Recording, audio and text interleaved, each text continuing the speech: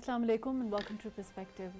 Before we go on and talk about politics, we all want to express our extreme sorrow at the death of Sadaf Naeem, the reporter who lost her life today during the long march. May Allah grant her, may rest her soul in peace and grant sabr to her family.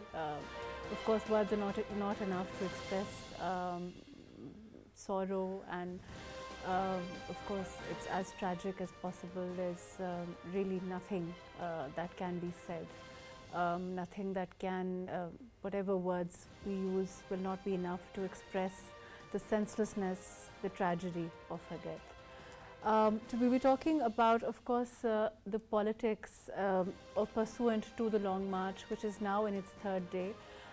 We saw the speech by the former Prime Minister today. We also saw the Prime Minister speak today earlier, and some of the things that he said were extremely significant vis-a-vis talks between the opposition and the government. Will the talks, will there be headway in these talks later on? We'll be talking a little bit about that. We'll also be talking about the kind of polarization in politics that is clearly being seen and that is now transcending into all aspects of society. Also in terms of the kind of numbers expected, in terms of the kind of response expected that the PTI leadership expected. Are we, what is the reality? What is the position on the ground at this time? What can we expect in the next couple of days? The time frame, of course, being that the march is supposed to enter Islamabad on the 3rd of November. All of that today on Perspective. I have with me Murtaza Solanki, who's a senior journalist. Thank you for joining us. We have with us Dr. Nisar Shima from the PMLN. Thank you for being with us. And Abid Abbasi, who's a senior analyst. Thank you for joining us today. Abid Sab, as far as the overall situation is concerned, you know, what is your opinion on the kind of response the Long March has seen till now? We are into the third day. Of course, it was called off earlier today pursuant to the tragic incident that happened. But how do you see the overall response, and what is your opinion on that? Thank you very much, MAHRUKH, for inviting me again to your show. First of all, I would also pay my condolence to the grieved family and the young journalist. She died during the coverage of that long march. It's a very tragic incident, as you mentioned in your intro as well. And we all are feeling so grieved upon the death of that young professional journalist. Secondly, referring to your question, that how is the response? If we see some of the incidents, some of the issues that are taking place, some scuffles between the stalwarts of the party on the container, you know, in the presence of Imran Khan. If we have seen that, you know, these snatching and pulling the mic from the hands of Faisal Javed, who is the anchor of that you know, show by Hamad Azhar, the former finance minister. Similarly, some of the reports are there that we have seen on social media as well, though the people are making some angling by their own, you know, the opponents are. We've seen some refutations come from the PTI side on yes, of course. Yes.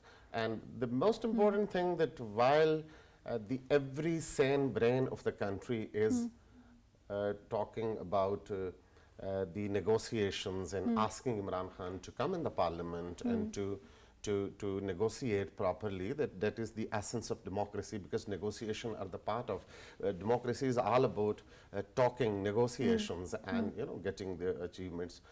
Imran Khan march after march after march, right from his 2011 his you know uprising from Lahore, the very famous Jalsa. But still he is trying to achieve his objective, his political objective, through non-political ways. I would say there are some reports that some of the you know, we have seen on social media, the videos and audios are being circulated that some sort of guns and some sort of, you know, those weapons are being collected.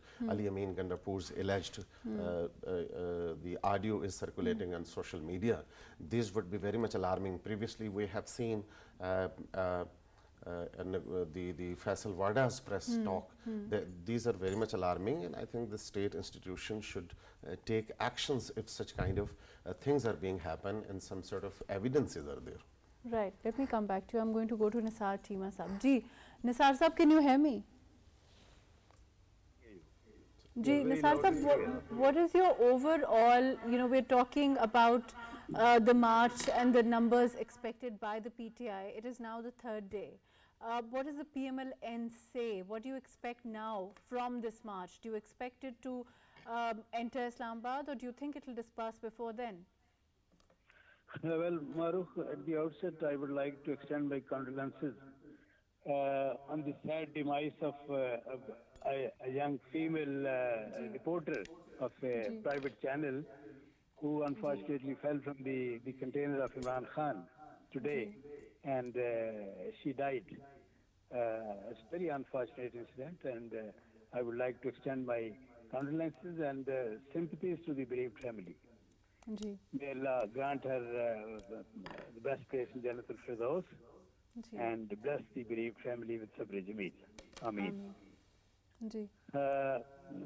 Well, as far as the long march is concerned, let me say that Imran Khan and his party have not been able to reconcile with their ouster from the power, from the office of the Prime Minister.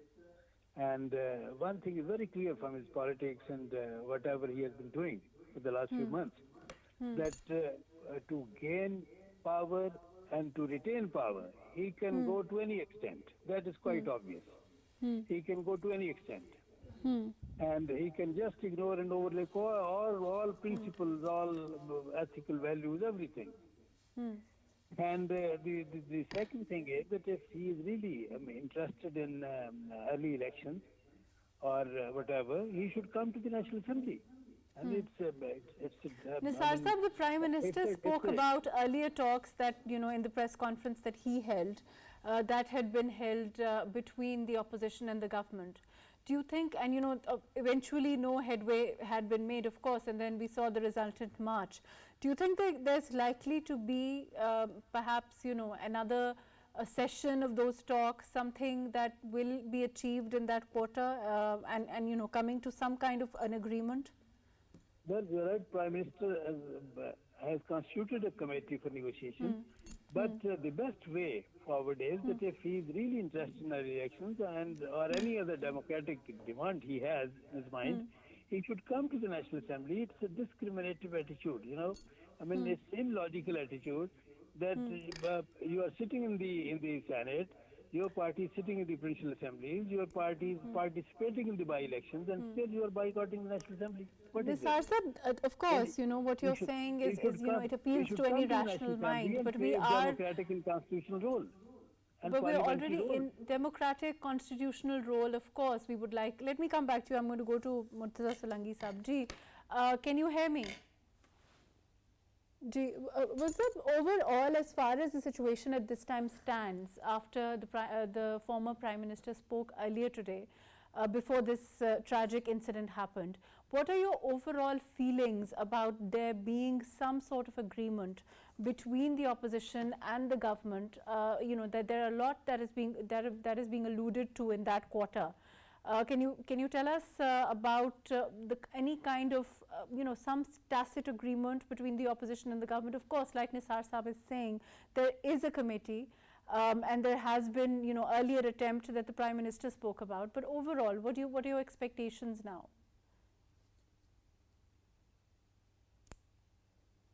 Is that Mr. Imran Khan today categorically said that he does not want to talk to the political government. And for loud and clear, he does not want to talk to the political government. He said he would rather talk to the establishment in many other words. I would not like to quote his exact words because they are quite derogatory. So, on the other hand, government announced a 13-member committee. But before that committee was formed, the former information czar of the PTI government, Fawad Chaudhry had said that they would like to have talks. We are political people. But after the announcement of the committee, he said, no, no, we don't want to talk to them. So after their poo-poo, the government also changed its narrative. So you heard information minister say, no, we don't want to talk to him.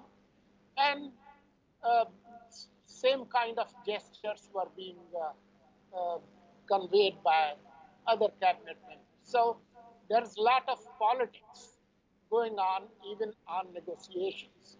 Of course, Now, there is a lot of politics going on, but in terms of, you know, the kind of numbers that were expected by the former Prime Minister, the kind of numbers he expects to bring to the capital, do you think, you know, how much of a success is it, in your opinion, building up to be? I have tried to monitor those crowds, and I have talked to few voters. The crowds are not impressive at all. And I'm sure Mr. Khan would be very disappointed at the small display of his troops. So there is a lot going on, and if that continues, if he doesn't get large crowds in Islamabad when he reaches there, if at all he reaches, then it will be very tough for Mr. Khan, because he made a lot of loud and huge announcements. Same. Don't you think it will be, of course, but won't it play a role in there being, I mean, a deciding factor in a deal, so to speak, between the government and the opposition? I mean, it will motivate the opposition to strike some sort of an agreement with the government, will it not? Well, Prime Minister yesterday in his conversation and interaction with media people in Lahore did indicate that when a message was conveyed to him from Mr. Khan through an intermediary, he was willing to talk to them, but as a political party, to talk about economy, to talk about, you know, how to conduct free and fair elections. But he was not willing to announce early elections on his pressure tactics. He was not going to consult a former Prime Minister, who is no more even leader of the opposition now, to consult him on the appointment of army chief.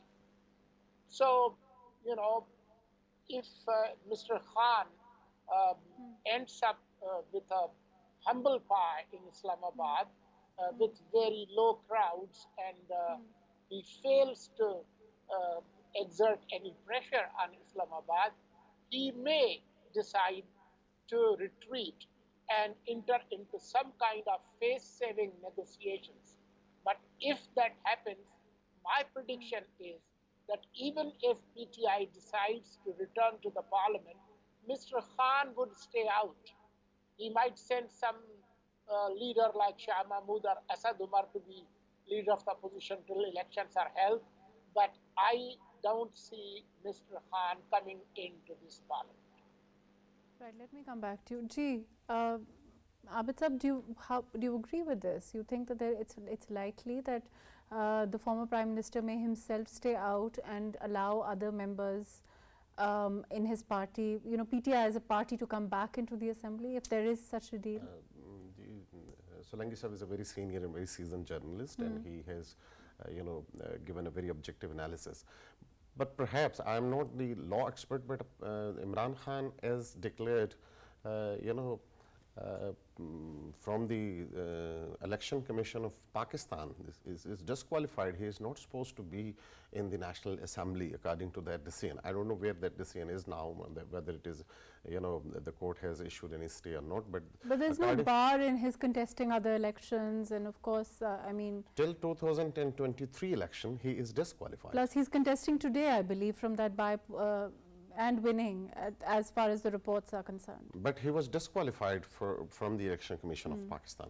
But yes, Imran. But barring any legal, bar on his being in the assembly, you think that it's likely he may choose not to. But politically, Solanki Sahab is very right, because if we go back into the recent history, what he has been making, there are so many U-turns he took place, and probably when he would be in hot waters, he won't be any other options to put pressure, because so far we haven't seen any mammoth crowd, any sort of significant crowd anywhere, even in Lahore, where his party is the senior coalition partner in the government. Despite using, we have seen police, vehicles without sort of passengers, without any sort of, seaters, and we have seen some scuffles between the top leaders about the crowd, and we have seen that Imran Khan at the top time of that march in Lahore, he just came out of the container and he went somewhere, and today he accepted that he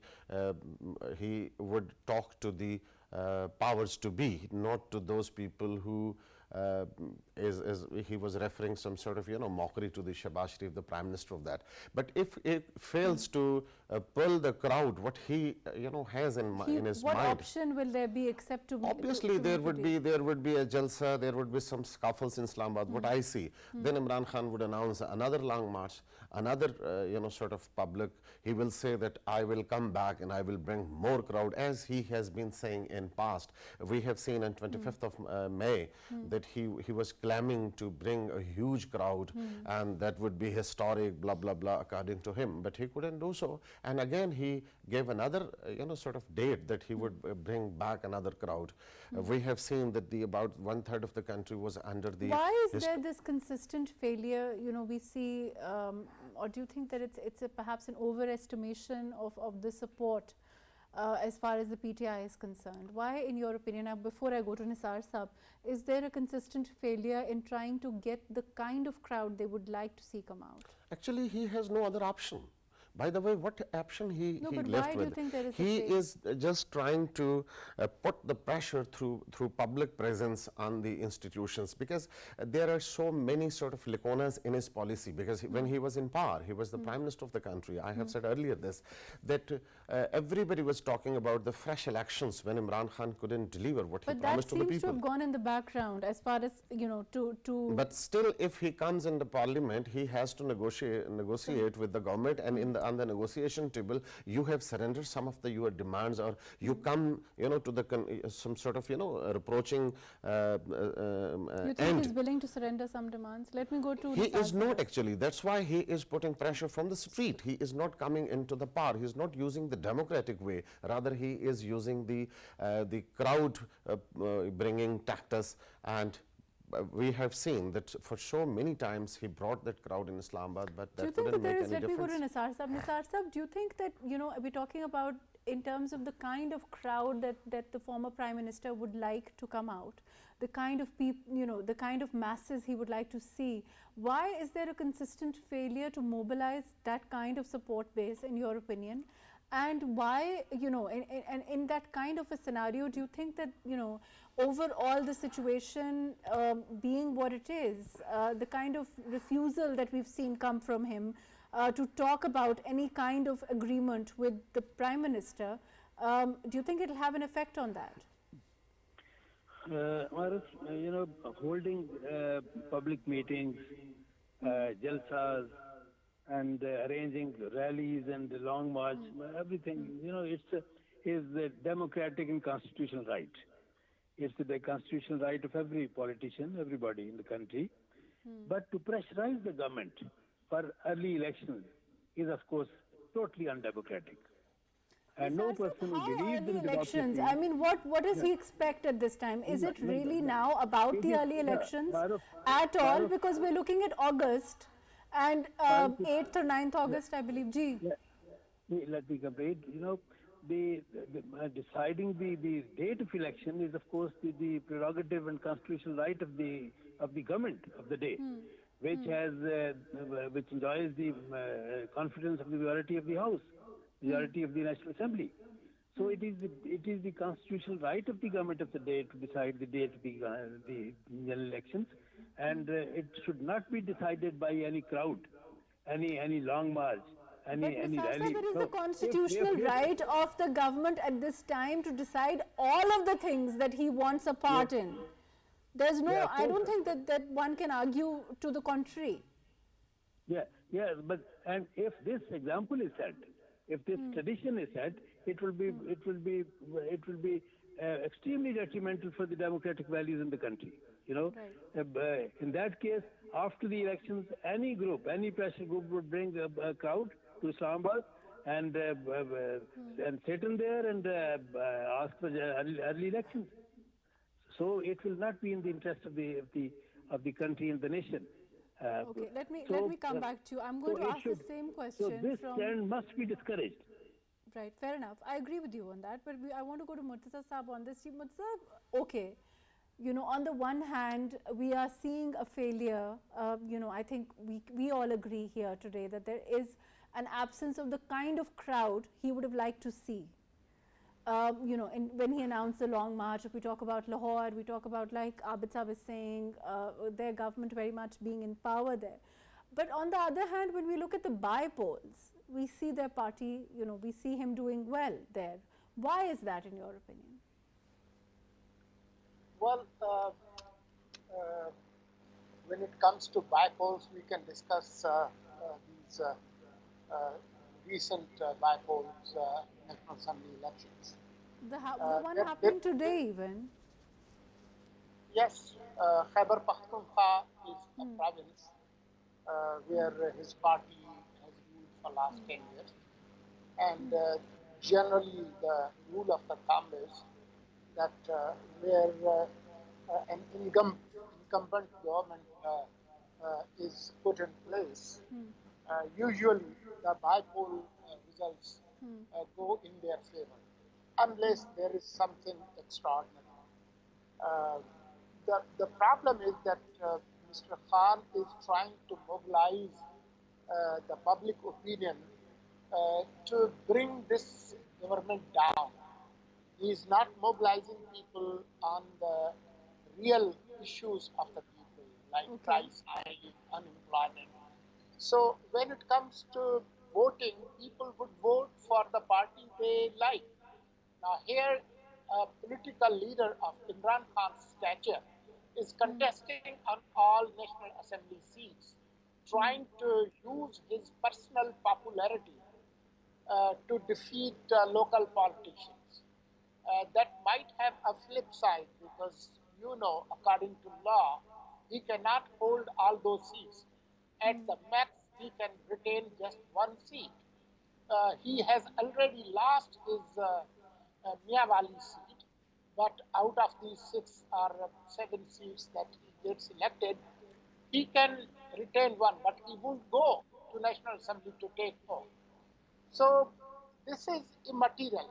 The main thing is that he is trying to mobilize crowds to create an anarchy in the federal capital and push establishment and judiciary to force an elected government to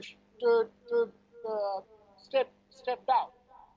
That is the issue, and there are serious dangers looming large after yesterday's audio leak, that maybe Mr. Khan is now trying to use bloodbath and anarchy in the federal capital to create a situation where the entire democratic setup is somehow disappearing. But how would, let me come back to you, Abid Saab, how would that serve him? If I'm not at the top, then nobody should come on the top. This may be the strategy, but and this is on a serious note that he has been using such kind of tactics, because he is not talking about the deliverance while being in 4 years in power. He is not talking about his government's performance in KP for the last 10 years. He's not talking about Punjab, where he has been ruling for the last 4.5 years, about 4 years.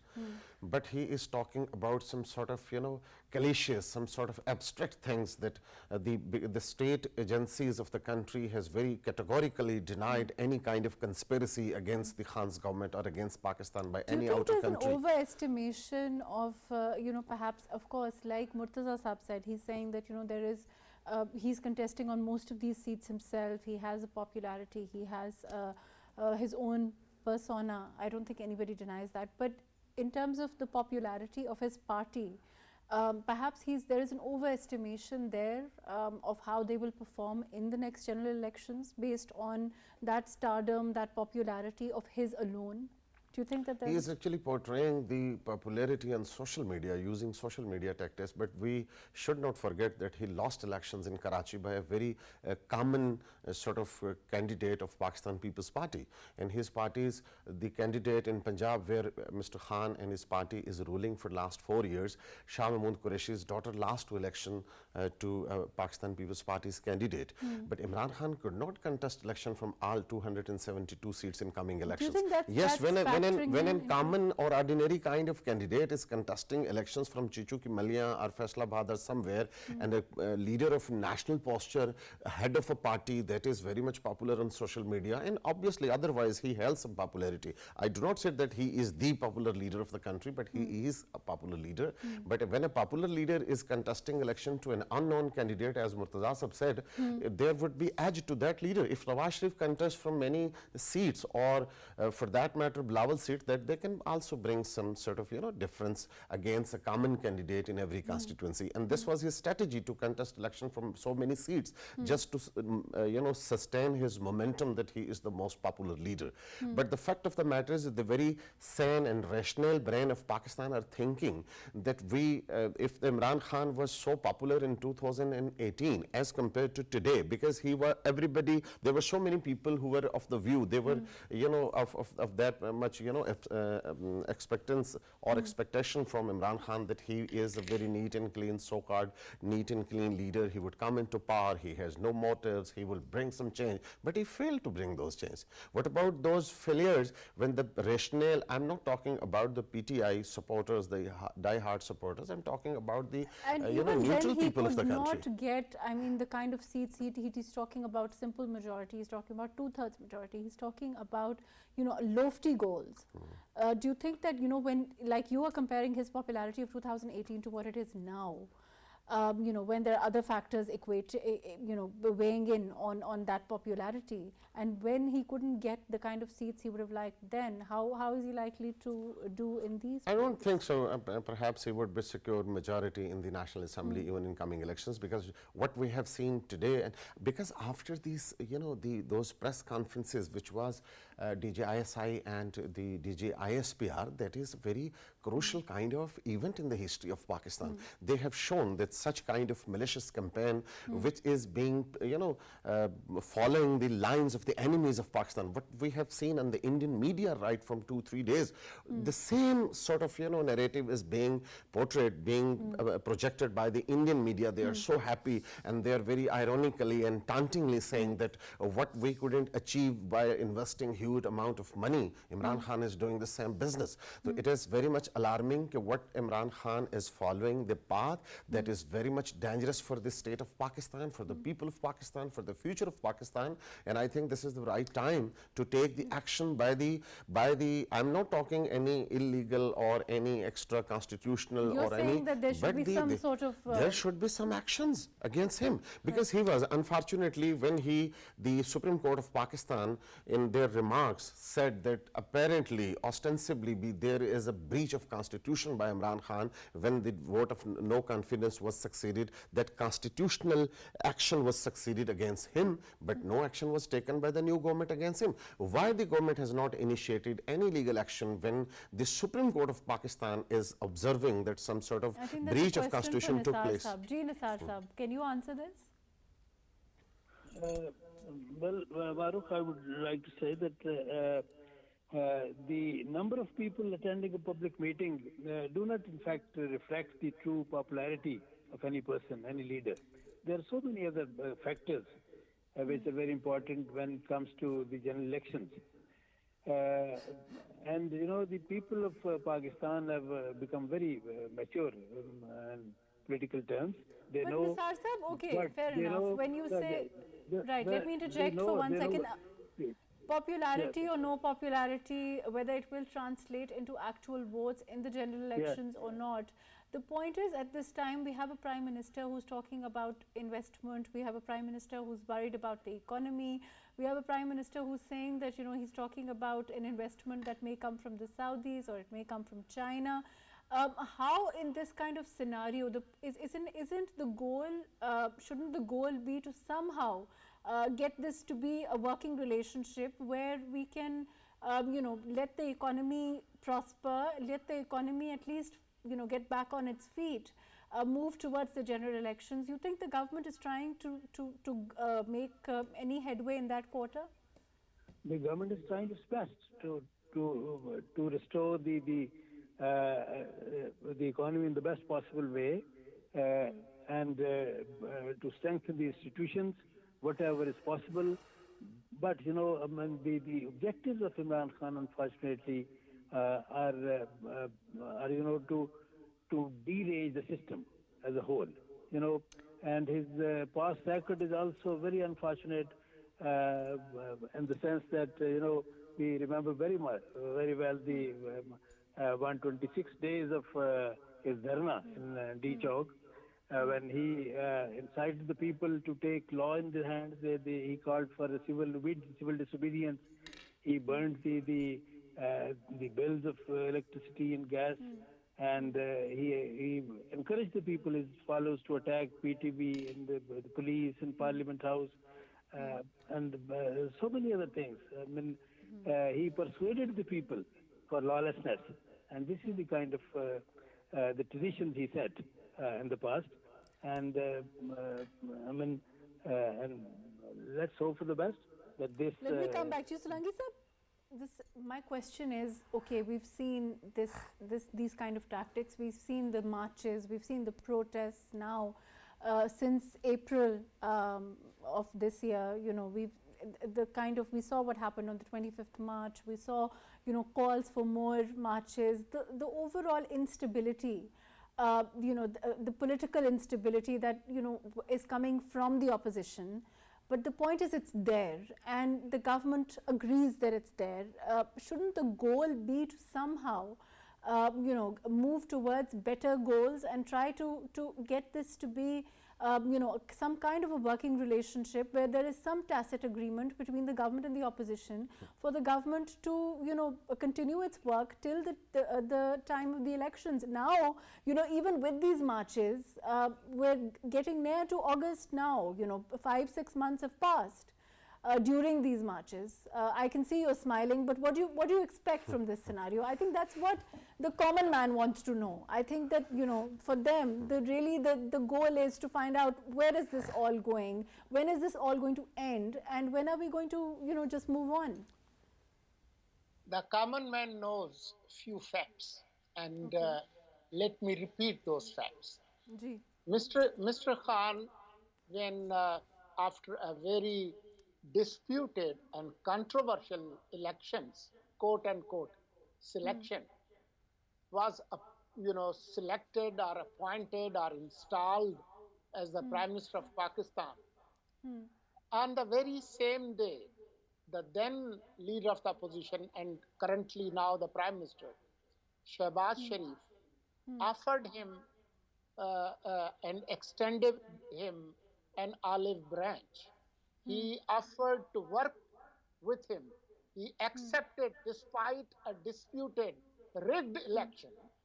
Shehbaz Sharif and other opposition leaders offered their help to work with Imran Khan to help him to move Pakistan to some better destiny. And did you see what happened in last 4 years? He put them all in jail on trumped up charges. He crushed media. He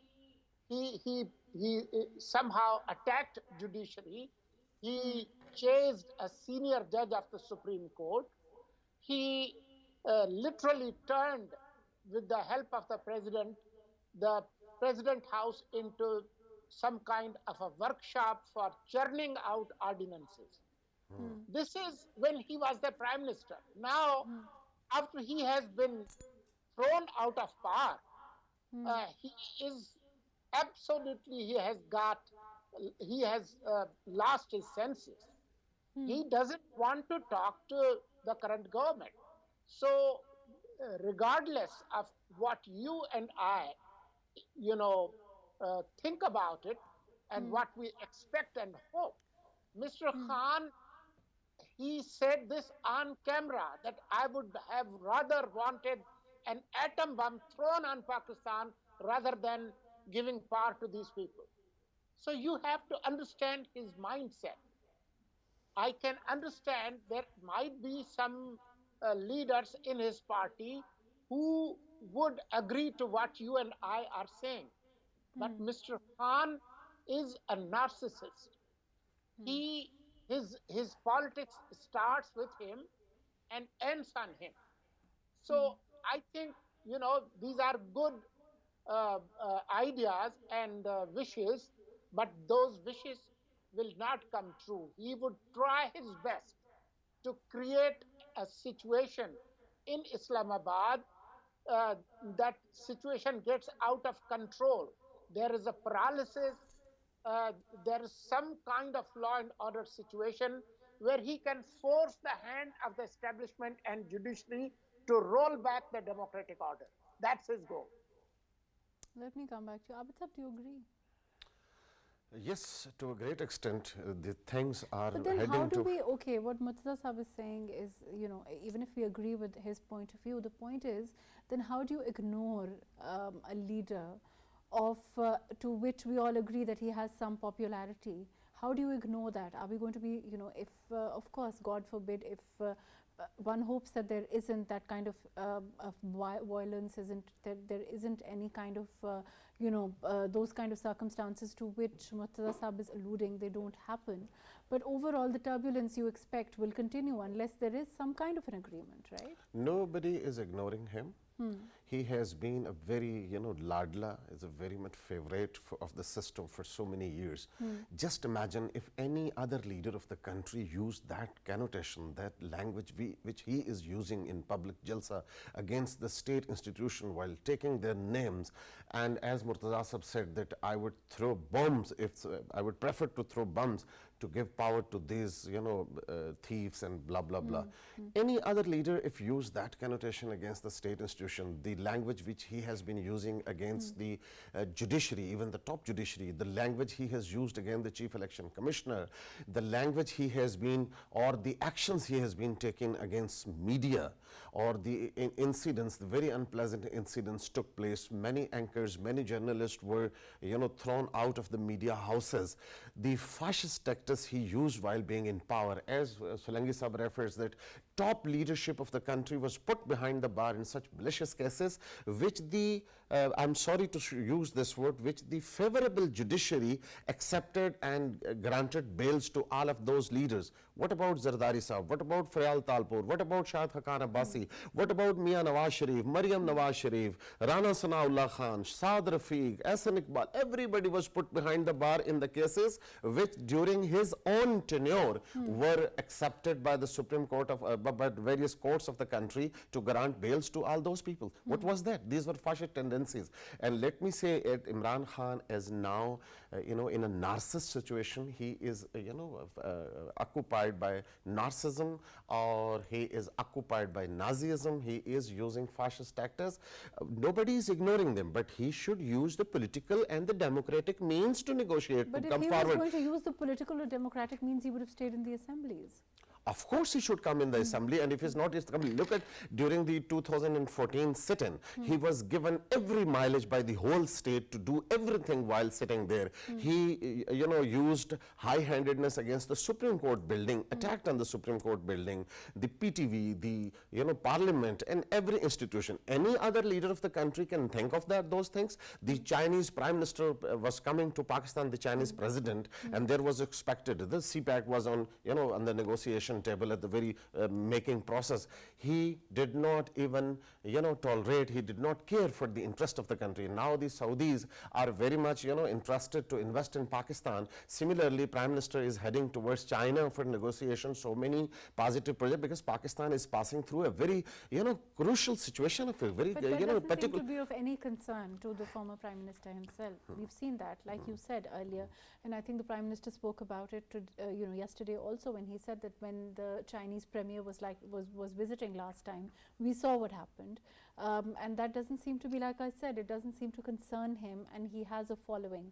In that kind of a situation, everybody has following. Gee, look at the votes of those, as Solanki Sahab said, one of the most controversial elections of 2018, everybody was saying, quote unquote, that he was selected Prime Minister. Even in those elections, about 20 million votes were casted against Imran Khan. If those elections were fair, according to Imran Khan, quote unquote, those elections brought him into power. What about those votes which were casted against Imran Khan?